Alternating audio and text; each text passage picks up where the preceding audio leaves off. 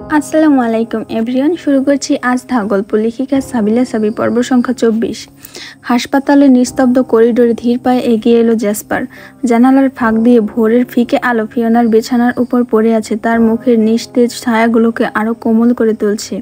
তার হাত এখনো ক্যানোলায় বাঁধা, নিঃশ্বাসের ওঠানামা স্থির, কিন্তু জ্যাসপার জানে এই নীরবতার আড়ালে যন্ত্রণা লুকিয়ে আছে। চেয়ারে বসেছিল অনেকক্ষণ।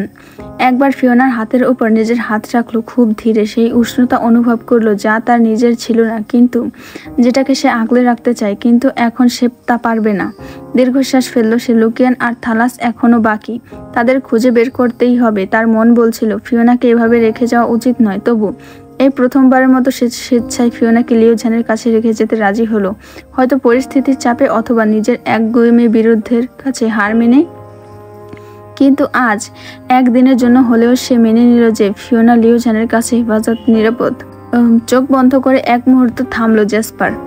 নিজের মনের দ্বিধা সরিয়ে ফেলতে চাইল, তারপর আবারও ফিরে তাকালো না ফিওনার দিকে।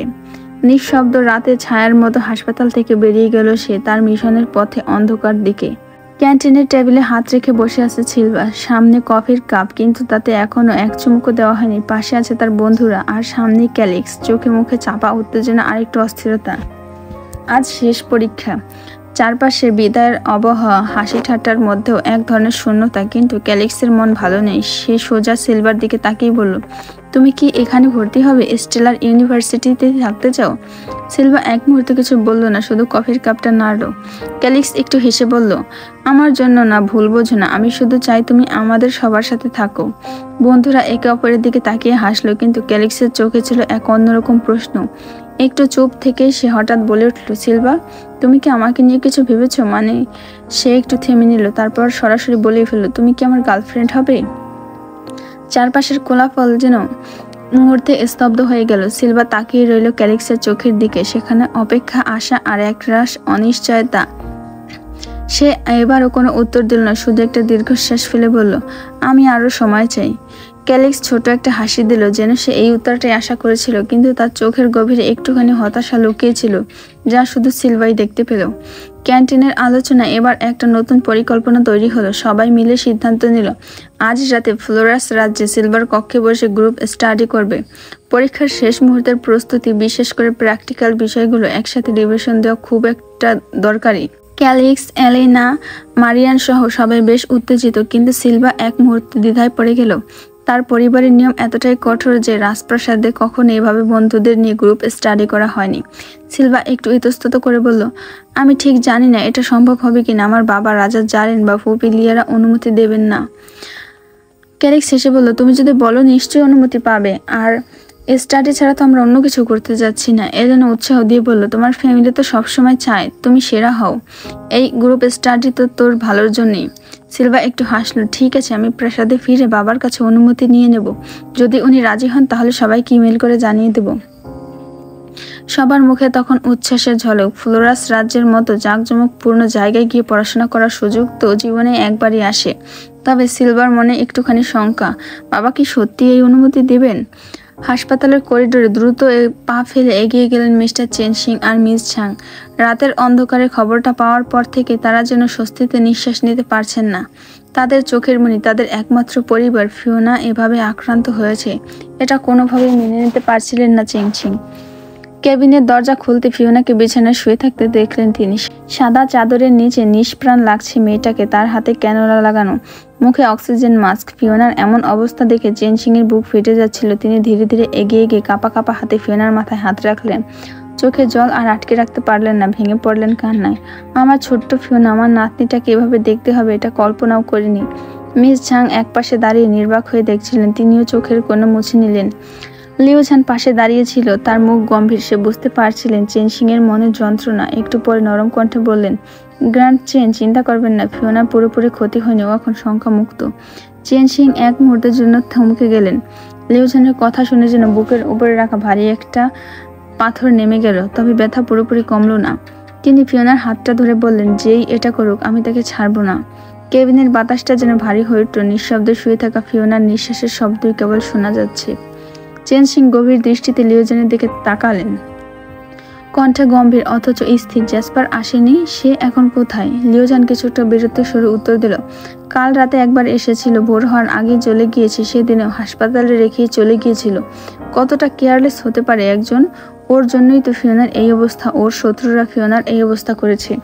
চেনসিং চুপ রইলেন, তার মুখে কোনো প্রতিক্রিয়া ফুটল না, তবে তার চোখের গভীরে এক ধরনের বোঝার স্পষ্টতা ছিল।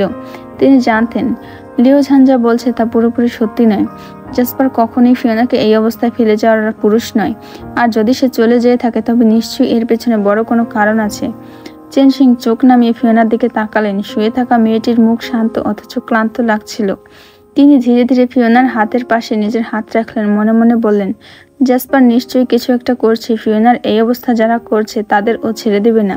তিনি জানতেন জ্যাসপার বরাবরই আগুনের মতো নির্মম ধ্বংসাত্মক, কিন্তু যাকে ভালোবাসে তার জন্য সবকিছু করতে প্রস্তুত। তিনি কাছ থেকে দেখেছেন মাউন্টেন গ্লাস হাউসে থাকাকালীন জ্যাসপার কিভাবে ফিওনার প্রতি ধীরে ধীরে দুর্বল হয়ে পড়েছিল। সে ফিওনাকে নিজের সবচেয়ে মূল্যবান ধন মনে করে। চেনসিং গভীর শ্বাস নিলেন। জ্যাসপার হয়তো কোনো ভয়ঙ্কর ঝড়ের প্রস্তুতি নিচ্ছে।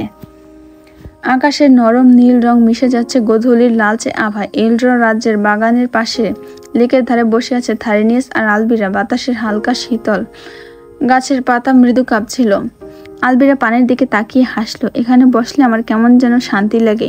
থারিনিয়াস এক দৃষ্টিতে তার দিকে তাকিয়ে থাকলো, চোখের গভীরে এক ধরনের নরম উষ্ণতা। সে হালকা হেসে বলল, শান্তি নাকি আমাকে নিয়ে স্বপ্ন দেখার ভালো জায়গা? আলবিরা ভুরু কুঁচকে তাকালো। তুমি তো অনেক কনফিডেন্ট। থারিনিয়াস কাঁধ ঝাঁকালো, আমি জানি তুমি আমাকে ছাড়া অন্য কিছুই ভাবো না। আলবিরা ঠোঁট কামড়ে হাসি চাপার চেষ্টা করলো, কিন্তু পারলো না। তুমি সবসময় এমন কেন? একটু রোমান্টিক হতে পারো না? থারিনিয়াস হালকা হেসে আলবিরার দিকে ঝুঁকে এলো। আলবিরার হৃদস্পন্দন একটু বেড়ে গেল, চোখ বড় বড় করে তাকালো।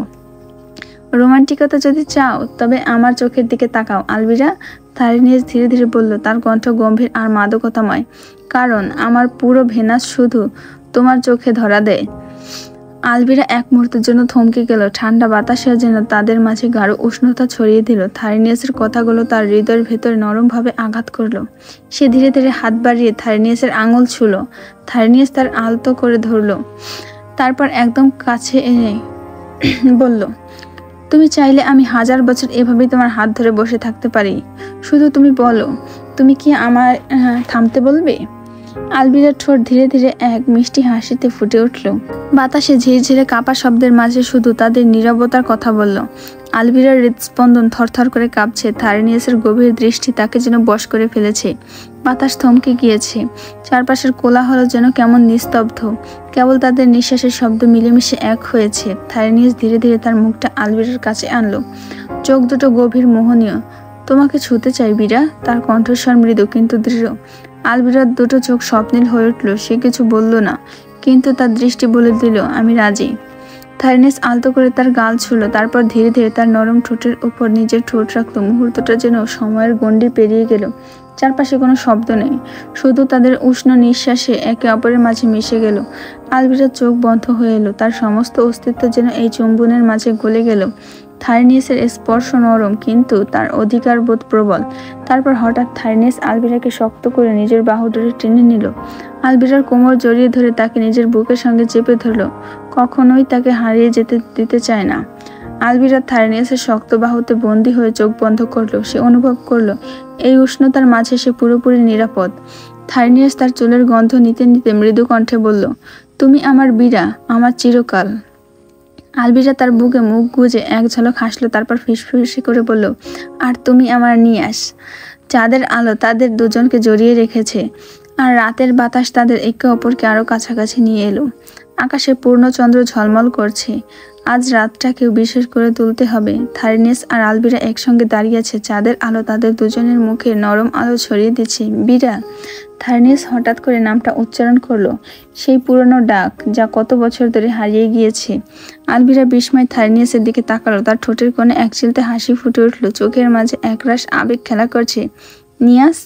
আলবিরাও ফিসফিস করে বলল, তোর গলার স্বর কেঁপে উঠল অনুভূতিতে ভরে। এই ডাকগুলো তাদের শৈশবের স্মৃতি ফিরিয়ে এনেছে। কতদিন পর আবার তারা নিজেদের পুরনো নামগুলোতে ফিরে গেল। থারিনিয়াস ধীরে ধীরে আলবিরার কাছে এগিয়ে এলো। এক মুহূর্ত অপেক্ষা করে তারপর আলতো করে তার গালে হাত রাখলো। তুমি জানো বীরা, তোমাকে আমি কখনো ভুলতে পারিনি। আলভিরার চোখে জল চিকচিক করে উঠল। আমি জানি নিয়াস, আমিও তোমাকে কখনো ভুলতে পারিনি। একটা দীর্ঘশ্বাস ফেলে থারিনিয়াস তাকে শক্ত করে নিজের বাহুতে টেনে নিল।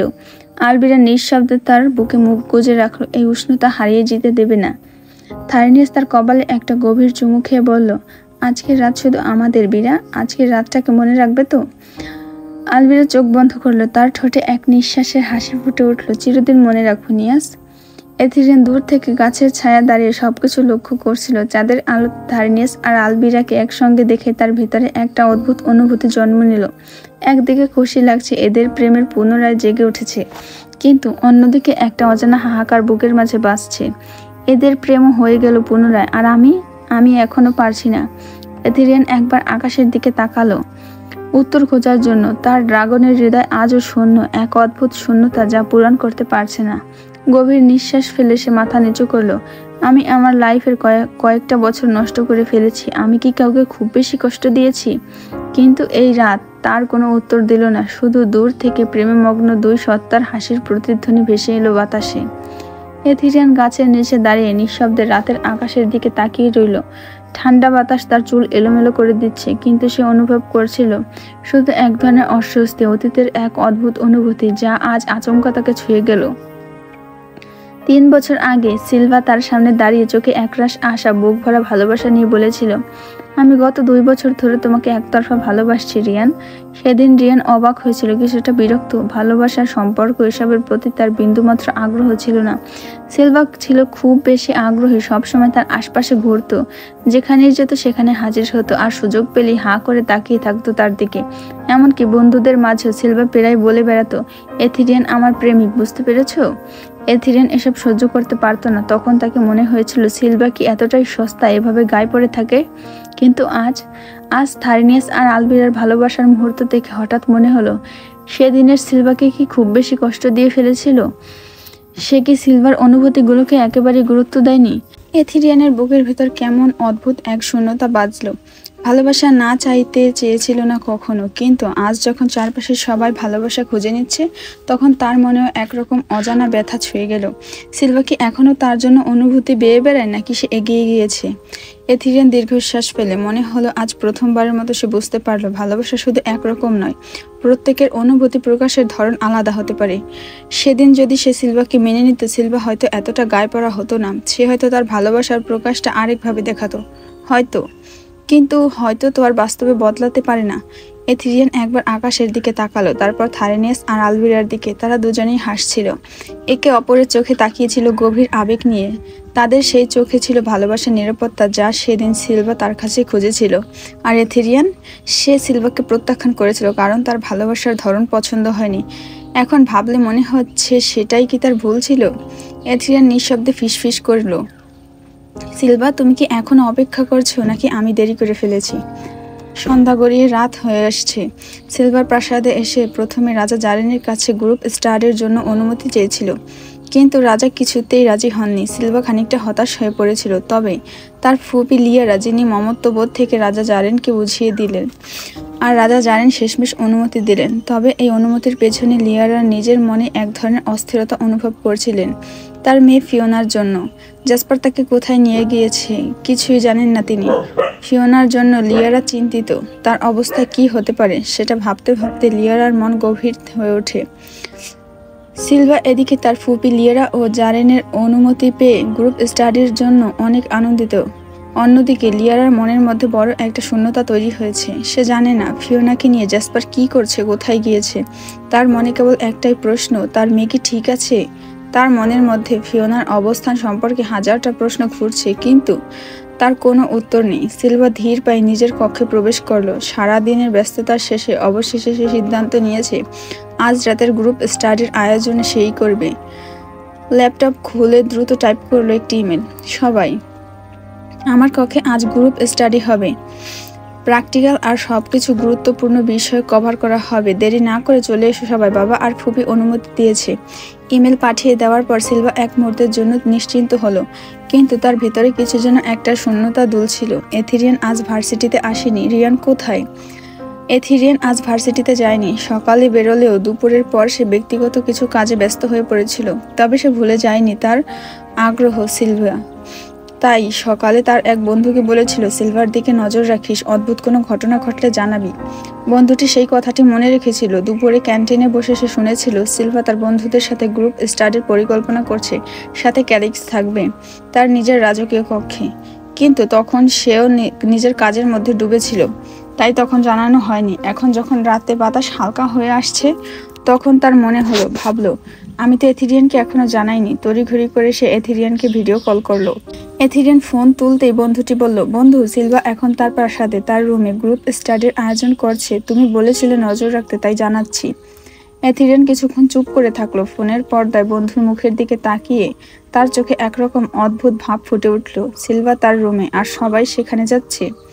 এথিরিয়ানের কণ্ঠ এক শীতল অনুভূতি খেলে গেল। সে জানে না কেন, কিন্তু এই খবর তার ভিতরে এক অদ্ভুত সাড়া জাগালো। কিছু একটা বদলে যাচ্ছে, হয়তো অনেক কিছুই।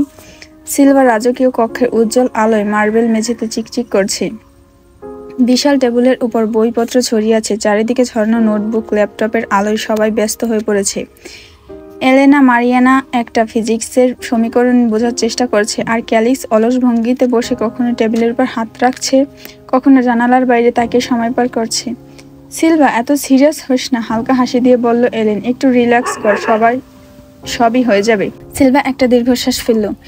এবার আমার বাবা আর ফুপি অনুমতি দিয়েছেন, কিন্তু যদি এই স্টাডি সেশন নিয়ে কিছু খারাপ হয় তাহলে আর আমাকে কখনো পড়তে দেবেন না। ক্যালিক্স তখন ব্যাগ থেকে কিছু একটা বের করতে করতে বলল, তাহলে আসলে একটু রিল্যাক্স করা যাক। সেই মুহূর্তে সিলভা দেখলো ক্যালিক্সের হাতে একটা ছোট বোতল। এটা কি? চমকে উঠে বলল সিলভা, চোখ বড় বড় হয়ে গিয়েছে। এলেনা এক মুহূর্তের জন্য থেমে গেল। ও ক্যালিক্স, তুমি এটা এনেছো? ক্যালিক্স হাসলো। হ্যাঁ, একটু অ্যালকোহল, এত ভয় পাওয়ার কি আছে? সিলভা তখন উঠে দাঁড়ালো। রাগে তার চোখগুলো আগুনের মতো জ্বলছিল। ক্যালিক্স, তুমি কি জানো তুমি কি করেছো? বাবা আর ফুপি যদি জানতে পারে তাহলে আর কোনোদিন গ্রুপ স্টাডি করতে দেবে না। ক্যালিক্স তখনও হাসছিল, কিন্তু এবার একটু অসহায়ভাবে। আরে, এটা তো মজা করার জন্য, আমাদের বয়স হয়েছে তো, একটুখানি নিলে সমস্যা কোথায়? সমস্যা হলো এটা রাজপ্রাসাদ আর এটা আমার রুম। তুমি জানো আমি কখনো এসব করি না, আর তোমার জন্য যদি কিছু হয় আমাকে সব দায় নিতে হবে। এলেন তখন শান্তভাবে সিলভার দিকে তাকিয়ে বলল, সিলভা, ও আসলে সিরিয়াসলি নেয়নি ব্যাপারটা, চিল, কেউ কিছু বলবে না। ক্যালিক্স এবার মাথা নিচু করলো। ঠিক আছে, ভুল হয়ে গিয়েছে সিলভা, এটা নিয়ে টেনশন করো না, আজকের দিনটাই তো। সিলভা ধীরে ধীরে গভীর নিঃশ্বাস নিল। তার রাগ কিছুটা কমে আসছে। ঠিক আছে, কিন্তু প্লিজ এটা শেষবার মতো, বুঝছো? ক্যালিক্স মাথা নেড়ে সম্মতি দিল। এলেন এক পাশ থেকে মুচকি হাসলো। ঠিক আছে, তাহলে একবার হয়ে যাক। সিলভা একটা দীর্ঘশ্বাস ফেলে বই খুলে দিল, কিন্তু তার মনে হচ্ছিল এই রাতটা হয়তো সাধারণ কোনো স্টাডি সেশন থাকবে না। সিলভা, এলেন, মারিয়ানা আর ক্যালিক্স একে একে গ্লাস ধরে অ্যালকোহল পান শুরু করলো। হালকা নেশা ছুঁয়ে গেল তাদের শরীরের রন্ধ্রে। হাসির ছন্দ বাড়িয়ে দিল কিছুটা। এটা মন্দ না, ক্যালিক্স হাসতে হাসতে বলল। গ্লাসটা টেবিলে রেখে দিলেন। সিলভা এক মুহূর্তের জন্য দ্বিধায় ছিল, কিন্তু অবশেষে সেও এক চুমুক দিল। স্বাদটা প্রথমে তিতা লাগলো, কিন্তু পর মুহূর্তে শরীরের মধ্যে এক অদ্ভুত শীতলতা নামিয়ে আনলো। আমি ভাবিনি আমি এটা পান করবো কখনো, হালকা হাসলো সিলভা। ঠিক তখনই ধপাস, বারান্দার একটা ভারী শব্দ হলো, যেন কিছু একটা শক্তভাবে আশ্রে পড়েছে। কে ওখানে? এলেনা ভুরু কুচকে জানালার দিকে তাকালো, তারপর সবার চোখ কপালে উঠল। বারান্দার দরজা ধাক্কা দিয়ে খুলে গেল, আর ভেতরে এসে দাঁড়ালো এক লম্বা রাজকীয় কাঠামোর নীল চোখের তরুণ, এথিরিয়ান। সিলভার হাতে থেকে গ্লাসটা প্রায় পড়ে যাচ্ছিল। ক্যালিক্স কেমন যেন ভুরু কুচকে এথিরিয়ানের দিকে তাকালো। তাকে চেনা চেনা লাগছিল, কিন্তু মনে করতে পারছিল না ঠিক কোথায় দেখেছিল। এথিরিয়ানের চোখ এক ঝলকে কক্ষের চারপাশে বুলিয়ে নিল। টেবিলে রাখা অ্যালকোহলের বোতল, হাতে ধরা গ্লাস, আর তাদের মুখে সেই অপরাধী হাসি। তার ঠোঁটের কোনো তাচ্ছিল্যের হাসি ফুটে উঠল। এটাই তাহলে তোমাদের গ্রুপ স্টাডির নমুনা? সিলভা তড়িঘড়ি করে উঠে দাঁড়ালো, মাথা একটু ঘুরে গেল নেশার কারণে। রিয়ান, তুমি এখানে এই মুহূর্তে? সে প্রশ্ন তোমার করার কথা না। এথিরিয়ানের কণ্ঠস্বর কঠোর লাগলো। তুমি অ্যালকোহল পান করছো সিলভা? তোমার বাবা জানেন? সিলভা এবার পুরোপুরি চুপ হয়ে গেল। ক্যালিক্স এবার কিছুটা বিরক্তির সুরে বলল, তুমি কে আমাদের উপর নজরদারি করার? আমাদের বাবা নাকি মা? এথিরিয়ান এবার তার দিকে তাকালো, চোখে বিদ্যুতের মতো তীক্ষ্ণ দৃষ্টি। আমি কে সেটা জানার তোমার দরকার নেই, কিন্তু তুমি কার সাথে কথা বলছো সেটা বোঝার দরকার। এলেনা মারিয়ানা তখন পরিস্থিতি সামলানোর জন্য হালকা হাসলো। এথিরিয়ান ভাইয়া, আমরা কেবল একটু রিল্যাক্স করছিলাম। এথিরিয়ানের চোখ এবার সিলভার দিকে ফিরে গেল। সিলভা, তুমি সত্যি রিল্যাক্স করছিলে? সিলভা কিছু বলার আগেই তার গলা যেন কিছু একটা আটকে গেল। মনে হচ্ছিল রাজা জারেন যদি জানতে পারেন তাহলে। এথিরিয়ানের চোখে গভীর কিছু একটা ছিল, তীব্র অসন্তোষ নাকি শঙ্কা, সিলভা ঠিক বুঝতে পারছিল না। এই রাতটা যে এমন হবে তা সে কল্পনাও করেনি। এথিরিয়ান চোখ সরু করে সিলভার দিকে তাকিয়ে রইল, তারপর ধীর গলায় বলল, তুমি ভুলে গিয়েছো সিলভা, আমি শুধু তোমার কে? আমি তোমার বেয়াই হই আর অভিভাবকও। সিলভার চোখ বিস্ময় বড় হয়ে গেল। ক্যালিক্স, এলেনা আর মারিয়ানা হতভম্ব হয়ে তাকিয়ে রইল। বেয়াই? ক্যালিক্স ফিসফিস করে বলল, যেন নিজের কানকে বিশ্বাস করতে পারছে না। এথিরিয়ান আর এক মুহূর্ত দেরি করলো না, কণ্ঠে কঠোরতার ছোঁয়া এনে বলল, এই বাজে অভ্যাস আমি মেনে নিতে পারবো না। সবকিছু এখানেই শেষ, সবাই উঠে দাঁড়াও, বের হও।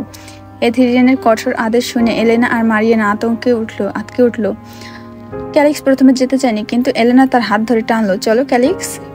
কিন্তু ক্যালিক্স দাঁতে দাঁত চেপে বলল, আমি কোথাও যাচ্ছি না। এথিরিয়ানের চোখ তখন আরো শীতল হয়ে গেল। দরজার দিকে যাওয়ার দরকার নেই, বারান্দা দিয়ে যাও সবাই, ড্রাগন রূপ ধরে।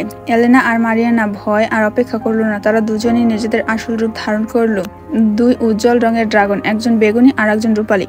তারা বারান্দার কিনারায় গিয়ে একে একে ঝাঁপিয়ে পড়লো, ডানা মেলে উড়ে গেল রাতের আকাশে। ক্যালিক্স শেষ মুহূর্তে তাকিয়ে থাকলো। সে কিছু একটা বলার চেষ্টা করছিল, কিন্তু তারপর এলেনা আর তাকে টেনে নিয়ে গেল। এথিরিয়ান তখনও কঠোরভাবে দাঁড়িয়ে ছিল, চোখে কঠিন দৃষ্টি। এবার আমি দেখব তুমি কি করো সিলভা, তার গভীর কণ্ঠস্বর প্রতিধ্বনিত হলো ঘরে। এথিরিয়ান এক পা দুপা করে সিলভার দিকে এগিয়ে আসতে লাগলো। সিলভা একটু পিছু হটলো না, অথচ তার বুকের ধুকপুকানি ক্রমশ বাড়ছিল। এথিরিয়ানের চোখে তীক্ষ্ণ হয়ে উঠছিল, দেখে মনে হচ্ছে গভীর কোনো ভাবনায় ডুবে আছে। তুমি এত রাতে আমার কক্ষের বারান্দা দিয়ে কি শুরু করলে? তুমি কি প্রিন্স জ্যাসপারের মতো বারান্দা দিয়ে আসা শুরু করছো? সিলভার সরাসরি প্রশ্ন ছুড়ে দিল, গলায় কিছুটা বিদ্রুপের সুর। এথিরিয়ান কোনো উত্তর দিল না, বরং পরের মুহূর্তে তার দু হাত সিলভার কাঁধে চেপে ধরলো আর ঠাস করে দেয়ালের সঙ্গে তাকে ঠেসে ধরলো। সিলভা বিস্ময়ে তাকিয়ে থাকলো, শির দ্বারা বেয়ে একটা শিহরণ নেমে গেল। এথিরিয়ান ধীরে ধীরে মাথা ঝুঁকিয়ে তার মুখের কাছে এলো, গভীর কণ্ঠে বলল, তুমি কি মনে করো আমি তোমার সঙ্গে খেলতে এসেছি? তার কণ্ঠে এতটাই শীতলতা ছিল যে সিলভা এক মুহূর্তের জন্য কথা হারিয়ে ফেলল। এথিরিয়ানের দু হাত তখন সিলভার মাথার দুপাশে শক্তভাবে গেঁথেছিল, যেন সে পালিয়ে যেতে না পারে। তাদের মাঝে মাত্র কয়েক ইঞ্চির দূরত্ব। তুমি এতটা অবাধ্য হয়ে উঠেছো কবে থেকে সিলভা? সিলভা এবার দৃঢ়ভাবে তাকালো। যেদিন থেকে তুমি আমাকে বুঝতে শেখনি রিয়ান। এক মুহূর্তের জন্য নীরবতা নেমে এলো। এথিরিয়ানের চোখে কিছু একটা ঝলসে উঠল, মনে হলো সে নিজেকেই প্রশ্ন করছে। তবে এই মুহূর্তে সে সিলভাকে ছাড়তে প্রস্তুত ছিল না। সিলভা অবাক হয়ে এথিরিয়ানের চোখের দিকে তাকিয়ে রইল। তুমি ওদের সাথে অ্যালকোহল পান করছিলে কেন? যদি ক্যালিক্স নেশার চুরে হয়ে কিছু করতে চাইতো? এথিরিয়ানের কণ্ঠ ছিল তীক্ষ্ণ, যেন ধৈর্যের বাঁধ ভেঙে গিয়েছে। সিলভা এবার চোখ সরু করে বলল, তাতে তোমার কি? এটা আমার ব্যাপার, আমার কক্ষ, আমার বন্ধুদের নিয়ে কি করব না করবো সেটা নিয়ে তোমার মাথা ঘামানোর দরকার নেই। তার কণ্ঠে রাগ ছিল আর চ্যালেঞ্জের সুর, কিন্তু এথিরিয়ান এক ইঞ্চিও নড়ল না, বরং তার মুখটা আরো কাছে আনলো সিলভার। তাতে আমার কি যায় আসে? এথিরিয়ান গভীর কণ্ঠে বলল, আমি জেলাস সিলভা। সিলভার বুক ধক করে উঠল, তার হৃদস্পন্দন মুহূর্তেই এলোমেলো হয়ে গেল, কিন্তু মুখে সেটা প্রকাশ করলো না। সে কঠিন মুখে বলল, তুমি জেলাস? এথিরিয়ানের ঠোঁটে একটুখানি তাচ্ছিল্যের হাসি ফুটে উঠল। হ্যাঁ, ক্যালিক্স তোমার খুব কাছে বসেছিল, তুমি হেসেছিলে, মজা করছিলে, আর আমি দূর থেকে দেখছিলাম, কিছুই করার ছিল না। এটা সহ্য করতে পারছি না। সিলভা এবার সত্যি চমকে গেল। এথিরিয়ানের ঠান্ডা স্বভাবের আড়ালে এমন একটা আবেগ লুকিয়ে আছে, সেটা সে কখনো বুঝতেই পারেনি। সিলভা কিছুক্ষণ এথিরিয়ানের দিকে চুপচাপ তাকিয়ে থাকলো, আর তার বুকের ভেতরে ধুকপুক করছিল, কিন্তু সে নিজেকে দৃঢ় রাখলো। তুমি কেন জেলাস? তোমাকে কে অধিকার দিয়েছে আমার প্রতি জেলাস হতে? তার কণ্ঠ কঠিন, কিন্তু এক ধরনের অদৃশ্য কম্পন ছিল তাতে। এথিরিয়ান গভীর শ্বাস নিল, তারপর সোজা চোখে সিলভার দিকে তাকিয়ে বলল, তুমি দিয়েছো সেই অধিকার, 5 বছর ধরে দিয়েছো, আমি কখনোই নেইনি। এথিরিয়ান গভীর শ্বাস নিল, তারপর সোজা সিলভার চোখের দিকে তাকিয়ে বলল, তুমি দিয়েছো সেই অধিকার, 5 বছর ধরে দিয়েছো, আমি কখনো নেইনি, কখনো চাইনি, কিন্তু এখন আর ছাড়বো না সিলভা। সিলভার ঠোঁট কাঁপলো, কিন্তু সে দ্রুত নিজেকে সামলে নিয়ে বলল, তুমি তো ফিওনাকে লাইক করতে। এথিরিয়ান একটু হাসলো, যেন সে আগেই অনুমান করেছিল এই প্রশ্ন আসবে। হ্যাঁ করতাম। কেন, ভালো লাগা থাকতে পারে না? সে একটু থামলো, তারপর শান্ত গলায় বলল, ফিওনাকে আমি লাইক করতাম, কিন্তু যেদিন দেখলাম জেসু ভাইয়া তাকে ভালোবাসে আর ফিওনাও তাকে চায়, সেদিন তাদেরকে একসাথে দেখে আমার আনন্দ হয়েছিল, খুশি হয়েছিলাম, আমার সেরকম কষ্ট হয়নি। সে এবার সিলভার চিবুকটা আলতো করে ধরলো, প্রতিটা প্রক্রিয়া অনুভব করতে চাইলো। কিন্তু যখন তোমাকে ক্যালিক্সের সাথে দেখলাম, তোমার হাসি দেখলাম, তোমার চোখের সেই উজ্জ্বলতা দেখলাম, সেদিন আমার বুকের ভিতরে কোনো এক অদ্ভুত ব্যথা হলো। কেন আমি ক্যালিক্সকে এক মুহূর্তে ঘৃণা করতে শুরু করলাম, কেন সেটা সহ্য হলো না। সিলভার চুপ, সে নিজেও বুঝতে পারছিল না তার মধ্যে কি অনুভূতি কাজ করছে। এথিরিয়ানের হাত তখনও তার চিবুকে, তার চোখে সত্যের তীব্রতা। বলো সিলভা, তুমি কি সত্যি বিশ্বাস করো যে আমি তোমার জন্য কিছুই অনুভব করি না? সিলভা এবার মুখ ফিরিয়ে নিল, কিন্তু তার লাল হয়ে ওঠা গাল এথেরিনের চোখ এড়াল না। সিলভা একটা অলস ভঙ্গিতে চিবুক থেকে জমার চোখে এথেরিনের দিকে তাকিয়ে বলল, তুমি এখন যাও রিয়ান, আমার ঘুম পাচ্ছে, আমি ঘুমাবো। তার সারে ক্লান্তি ছিল কিন্তু অভিমানে ছিল লুকানো। এথেরিনের চোখ দুটো এক মুহূর্তের জন্য সংকীর্ণ হলো। সিলভা কি সত্যিই চাইছে সে চলে যাক, নাকি এটা শুধুই তার একরকম প্রতিরোধ? কিছুক্ষণ নীরব থেকে সে হঠাৎ জিজ্ঞেস করলো, can I stay here two night? Silva এক মুহূর্তের জন্য চমকে উঠল, নিজেকে সামলে নিয়ে এক ধাক্কা দিয়ে এথেরিনকে সরিয়ে দিল। তার কণ্ঠে দৃঢ়তা, কিন্তু কোথাও যেন এক নিঃশব্দ কাঁপনে লুকানো ছিল। নেভার, যাও প্লিজ। এথেরিন আর একটু অবাক হলো, তারপর ঠোঁটের কোণে এক রহস্যময় হাসি ফুটে বলল, ওকে ফাইন, আমি যাচ্ছি, তবে মনে রেখো জ্যাসু ভাইয়া ফিরে এলে তোমাকে পার্মানেন্ট আমার এল্ডর রাজ্যের প্রাসাদের কক্ষে আমার সাথে থাকার ব্যবস্থা করবো, মাইন্ড ইট। এটা বলে সে এক ঝটকায় বারান্দার দিকে ফিরে গেল। এক মুহূর্ত দাঁড়িয়ে থাকলো, একবার সিলভার দিকে তাকালো, তার চোখের ভাষা পড়তে চাইল, তারপর অন্ধকার আকাশের দিকে তাকিয়ে ড্রাগন রূপ নিয়ে উড়ে চলে গেল। সিলভা এক গভীর শ্বাস ফেলল, তার বুকের মাঝে এক অজানা উত্তেজনা খেলা করছিল। সিলভা ধীরে ধীরে বিছানায় বসে পড়ল। গভীর রাতে ঘুম আসছে না তার। বারান্দার দরজাটা এখনো খোলা, হালকা বাতাসে পর্দা উড়িয়ে নিয়ে যাচ্ছে। একটু আগে এখান দিয়ে উড়ে চলে গেল এথেরিয়ান, কিন্তু তার ছোঁয়া যেন এখনো বাতাসে রয়ে গিয়েছে। সিলভা গভীর শ্বাস নিয়ে বিড়বিড় করলো, এত সহজে ধরা দেবো আমি তোমাকে? না রিয়ান, আমাকে 5 বছর কষ্ট দিয়েছো, এবার অন্তত তোমাকে 5 মাস জ্বালাবো। তার ঠোঁটের কোণে এক চিলতে দুষ্টু হাসি ফুটে উঠলো, চোখ দুটো চিকচিক করছে। বাইরে রাতের আকাশে অগণিত তারা ঝলমল করছে। দূরে কোথাও একটা ড্রাগনের ডানার ঝাপটা ক্ষীণ শব্দে মিলিয়ে গেল। হয়তো এথেরিয়ান এখনো কাছেই আছে, হয়তো আকাশের কোনো কোণ থেকে তাকিয়ে তাকে দেখছে। সিলভা জানে আজকে রাতের পর সবকিছু বদলে গিয়েছে। এথেরিয়ান আর তাকে এক মুহূর্তের জন্য চোখের আড়াল করবে না।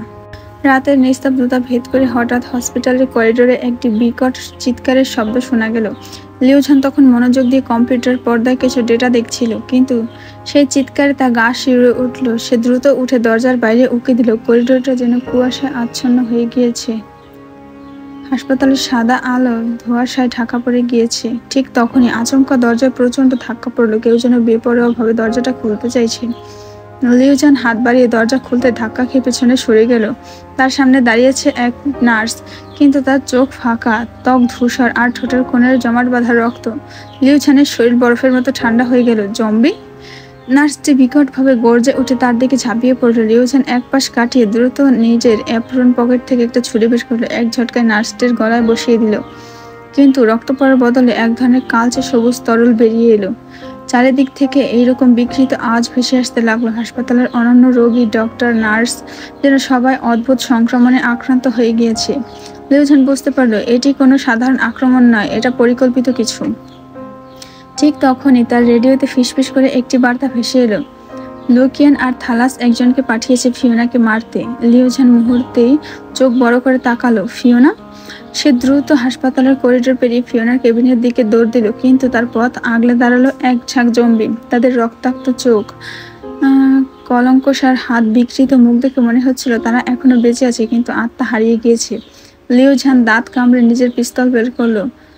আমি তোমাদের শেষ করে দেব, এই বলে সে গুলি ছুড়ল। কিন্তু এর মধ্যে হাসপাতালের ছাদ থেকে ধীরে ধীরে নেমে এলো এক অদ্ভুত ছায়ামূর্তি। তার পরনে কালো লম্বা কোট, চোখ দুটো জলজল করছে লাল আগুনের মতো, হাতে ধরা এক ভয়ঙ্কর ধারালো অস্ত্র। সে ধীর কণ্ঠে বলল, আমাকে থামানোর সাধ্য কারণেই ফিওনাকে আজ মরতেই হবে। লিউঝানের পিঠ চেপে আছে ফিওনার কেবিনের দরজা। তার নিঃশ্বাস ধীরে ধীরে ভারী হয়ে আসছে। হাতের ছুরিতে জমাট রক্ত লেগে আছে। দরজার ওপাশে ফিওনা নিশ্চিন্তে ঘুমিয়ে আছে, কিন্তু সে জানে না বাইরে কি বিভীষিকাময় দুঃস্বপ্ন অপেক্ষা করছে। জম্বিদের বিকট গর্জন ক্রমেই কাছাকাছি আসছে। লিউঝান এক মুহূর্তের জন্য চোখ বন্ধ করলো, তারপর আবার খটখট ফিসফিস কণ্ঠ বলল, যতক্ষণ আমার শ্বাস আছে ওদের ঢুকতে দেব না। সামনের করিডোর জুড়ে অন্ধকারের মতো নেমে এসেছে মৃত্যু। জম্বিরা ধীর পায়ে এগিয়ে আসছে। তাদের বিকৃত মুখ থেকে শো শো শব্দ বের হচ্ছে। তাদের হাতের পচা চামড়া ঝুলছে।